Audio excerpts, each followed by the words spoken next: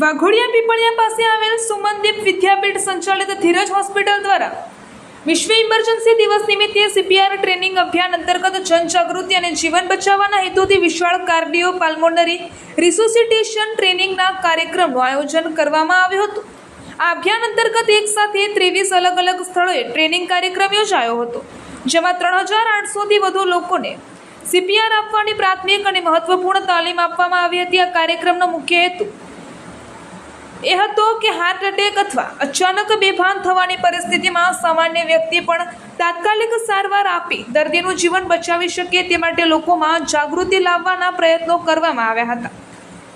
ધીરજ હોસ્પિટલના નિષ્ણાત ડોક્ટરો, નર્સિંગ સ્ટાફ તેમજ ઇમરજન્સી ટીમ દ્વારા હાજર રહેલા લોકોને સીપીઆર કેવી રીતે આપવું, ઇમરજન્સી સમયે શું કરવું, ગોલ્ડન મિનિટનું મહત્વ શું છે તે અંગે માર્ગદર્શન આપવામાં આવ્યું હતું।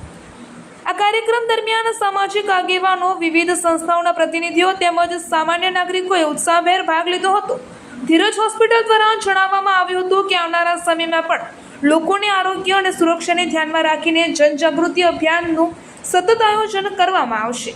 રિપોર્ટર પ્રકાશ બારિયા સાથે શૈલેષ પ્રજાપતિ, વાઘોડિયા।